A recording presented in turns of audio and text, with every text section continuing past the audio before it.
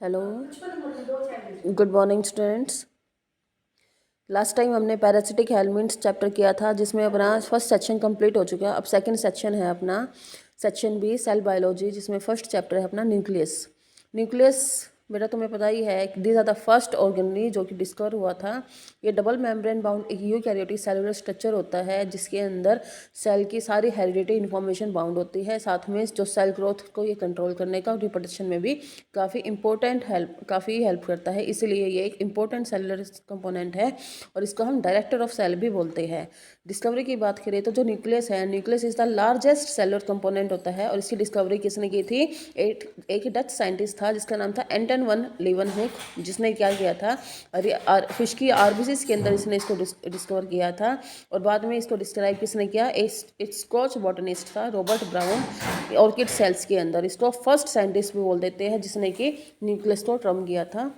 इसके साथ साथ अगर हम इसकी बात हम डायरेक्टर ऑफ सेल्स क्यों बोलते हैं? क्योंकि इसके अंदर क्रोमोसोम्स और जीन्स होते हैं जो कि सारी सेल्स को कंट्रोल करने का काम करते हैं। अकरेंस की बात करें तो हमें पता है कि जो ये ट्रू न्यूक्लियस, ट्रू का मतलब जिसके अंदर definite nuclear membrane plus nucleolus present होता है। तो जो ट्रू न्यूक्लियस होता है वो यूकैरियोट्स के अंदर पाया जाता है। और इसके अंदर जो यूकैरियोट्स में जो मैमेलियन मैच्योर जो आरबीसीज होती है, सीव ट्यूब सेल्स होते हैं फ्लोएम की, ट्रैकिड्स एंड वेसल्स होते हैं जाइलम की, इनके अंदर ट्रू न्यूक्लियस पाया नहीं जाता। और इसके साथ साथ जो प्रोकैरियोट्स होते हैं, इनके अंदर इंसिपेंट न्यूक्लियस पाया जाता है, यानी कि इनके अंदर क्रोमोसोम्स के सर्कुलर क्रोमोसोम्स होते हैं, साथ में ये न्यूक्लियर मेम्ब्रेन प्रेजेंट नहीं होती। पोजीशन की बात करें तो जो न्यूक्लियस होता है ये सेंट्रिक पोजीशन में होता है, पर ये एडिपोसाइट्स यानी कि फैट सेल्स के अंदर पेरिफेरल होता है पोजीशन में, और ग्लैंड सेल्स के अंदर ये बेसल होता है पोजीशन में। और साथ साथ अगर हम स्पायरोगायरा की बात करें तो इसके अंदर जो साइटोप्लाज्मिक जो प्रोसेसेस होती है, वहाँ पर ये सेंट्रल वैक्यूल के अंदर सस्पेंडेड रहता है। और इसके साथ साथ ये कुछ प्लांट सेल्स में एच सेंट्रिक पोजीशन में भी होता है due to large central vacuole. Number की बात करें न्यूक्लियस के तो हमें पता है कि जितनी भी सेल्स होती है, most cells are these are monokaryotic, यानी कि सिंगल ही न्यूक्लियस होता है। पर कुछ जो ऑर्गेनिजम्स होते हैं जैसे कि मैमल्स है, मैमल्स के अंदर जैसे कि ए न्यूक्लिएट, जो हमारी मैमल्स होते हैं, मैमल्स में आरबीसीज होती है, उनमें ए न्यूक्लिएट होते हैं। और फ्लोएम जो होता है, फ्लोएम के सीव ट्यूब एलिमेंट्स में भी ये यानी कि ए न्यूक्लिएट कोई न्यूक्लियस प्रेजेंट नहीं होता। और जो सिलिएट प्रोटोजोन्स है उनके अंदर टू न्यूक्लियस प्रेजेंट होता है, इसलिए उसको हम बाइन्यूक्लिएट भी बोल देते हैं। और मल्टी न्यूक्लिएट किस में होते हैं? प्रोटिस्टेंट प्रोटोजोन्स होते हैं और एन्यूरेंस होते हैं, उनके रेक्टम में भी बहुत सारे न्यूक्लियस प्रेजेंट होते हैं। जो मल्टी न्यूक्लिएट सेल्स होते हैं उनको हम सिनोसिटिक सेल्स भी बोल देते हैं, जैसे कि फंगल हाइफी ऑफ म्यूकर, राइजोफस है और वचेरिया है। इन सेल्स को हम सेंशियल भी बोल देते हैं, सेंशियल इन एनिमल सेल्स। अगर शेप की बात करें तो न्यूक्लियस की जो शेप होती है वो वेरिड फॉर्म में होती है, डिफरेंट शेप होती है। जैसे कि स्क्वैमस शेल्स है, इनके अंदर फ्लैटन शेप होती है।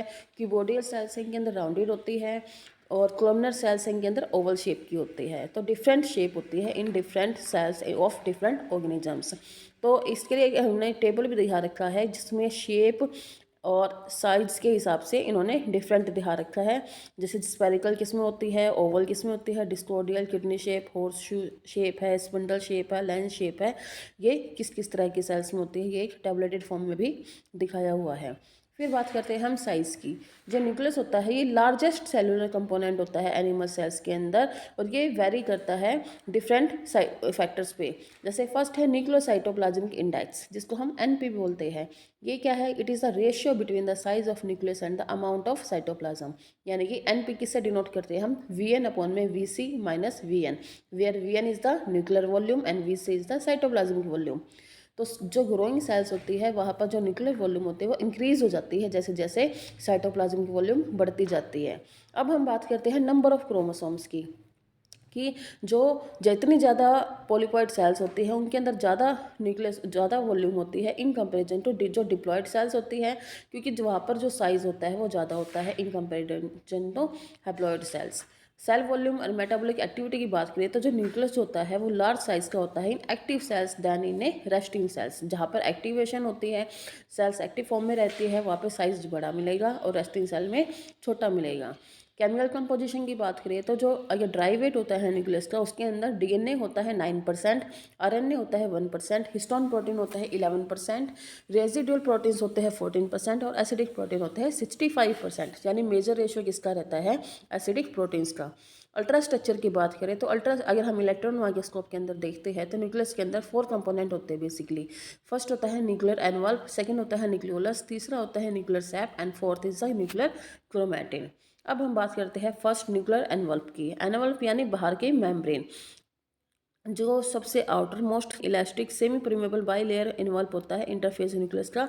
ये क्या काम करता है? ये कंट्रोल करता है न्यूक्लियोसाइटोप्लाज्मिक इंटरेक्शंस को और मटेरियल के एक्सचेंज को बिटवीन दैम, और ये सेपरेट करता है न्यूक्लियोप्लाज्म को साइटोप्लाज्म से।